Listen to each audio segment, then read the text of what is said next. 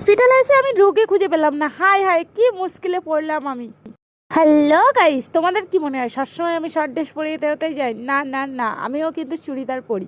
আর চুড়িদার পরে আমাকে দেখো একদম কেমন লাগছে, পুরো যেন পেতনি পেতনি শাকচন্নি চন্নি লাগছে। যাই হোক, আমি আর কি করব, হসপিটালেই তো যাচ্ছি, ওখানে আর লিপস্টিক মেখে কাজল মেখে তো যেতে পারি না। তাই সিম্পলভাবেই চলে যাচ্ছি, যদিও সিম্পলভাবে আমার মুখটা পুরো বান্দর নাম্বার 1 লাগে। আমি আমি আর কি কমু গাইস, তোমাদের টিয়া সুন্দরী একটু ফিল্টার মারলেই একদম পরীর মতো ঝকমক ঝকমক করে। আমার দুঃখের কারণ আমি ফিল্টার মারতে পারছি না, তাই আমাকে বান্দর নাম্বার 1 লাগছে। যাই হোক, একদিন রাতের আমি এই ব্রিজের ওপরে ভিডিও বানিয়েছিলাম, আশা করি তোমরা সেই ভিডিওটাও দেখেছো। বৈঠুল রাহি কেরাকে ফর্ম আর সব অবসানের অবশেষে চলে আসলাম সেই হসপিটালে। এটা হলো সোনাগালী মুশিবুর হসপিটাল, সরি হসপিটাল নয়, নার্সিংহোম। এবার আসি মেন টপিকে। আর এখানে এসে গাইস আমার অবস্থা একদম পুরাই খারাপ। কোথায় রুগী কোথায় কে আমি কিছুই জানি না, আন্দাজে জিজ্ঞাসা করে করে চলে এসেছি।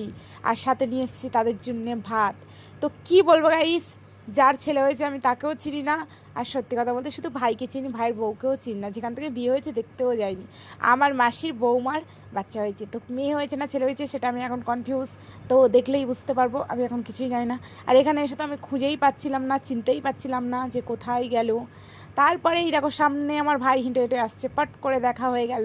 তারপরে আর কি, ভাইয়ের গলা জড়িয়ে নাচতে নাচতে চলে গেলাম ভাইয়ের বউর কাছে। ও মা, এসে দেখি এই রুগীটা তো আমি এক্ষুনি দেখেই গেলাম, চিনতেই পারলাম না।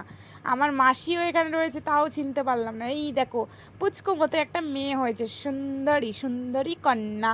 জানি না বড় হলে কয়টা ছেলের মাথা ঘোরাবে। যাই হোক, সুন্দরী কন্যা।